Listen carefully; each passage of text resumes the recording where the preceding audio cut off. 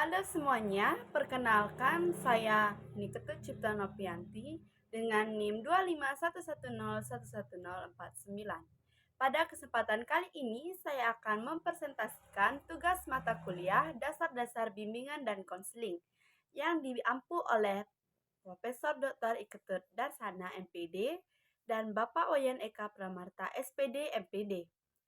Pada video ini, saya akan membahas analisis kasus berjudul Cemas Menghadapi Masa Depan dengan fokus pada 4 komponen utama, yaitu masalah yang dialami Dina, lalu faktor pemicu kecemasan, lalu hipotesis awal masalah, dan intervensi awal yang dapat dilakukan konselor.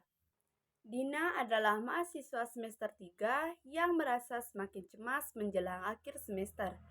Ia sering terbangun tengah malam memikirkan kemungkinan gagal dan mulai menghindari tugas kuliah. Ia juga takut mengecewakan orang tuanya. Dari gambaran tersebut dapat disimpulkan bahwa masalah utama Dinda adalah kecemasan akademik yang berhubungan dengan ketakutan akan masa depan, khususnya ketakutan gagal dan tidak mampu memenuhi harapan orang tua. Kecemasan ini sudah memengaruhi fisik, pikiran, dan perilakunya. Lalu yang kedua, ada beberapa faktor yang memicu kecemasan yang dialami Dina. Yakni yang pertama, faktor internal, yaitu pikiran negatif seperti takut gagal, standar diri yang tinggi, dan kekhawatiran berlebihan tentang penilaian orang tua. Lalu yang kedua, faktor eksternal seperti tekanan akademik menjelang akhir semester dan tingginya ekspektasi dari orang tua sehingga Dina merasa harus selalu berhasil. Lalu yang ketiga, gejala fisik dan perilaku seperti gangguan tidur, overthinking, serta mulai menghindari tugas.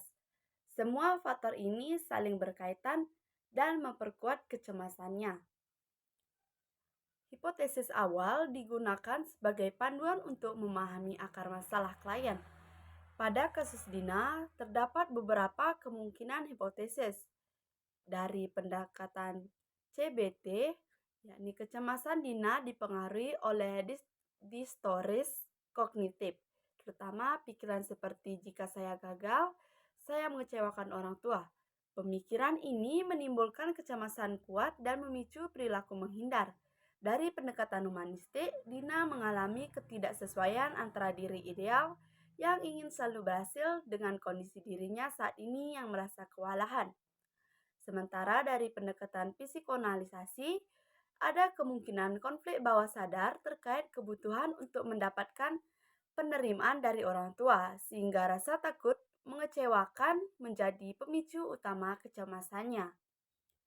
Berdasarkan hasil identifikasi masalah dan hipotesis awal, ada beberapa intervensi awal yang dapat dilakukan konselor, yakni yang pertama membangun hubungan yang aman melalui sikap empati, mendengarkan aktif, dan refleksi perasaan. Ini penting untuk membuat Dina merasa dipahami. Lalu yang kedua, menggunakan teknik CBT seperti mengidentifikasi pikiran-pikiran negatif, melakukan cognitive reconstructing, serta memberikan latihan tindakan bertahap untuk kembali mengerjakan tugas-tugas, misalnya membuat jadwal belajar kecil dan realistis.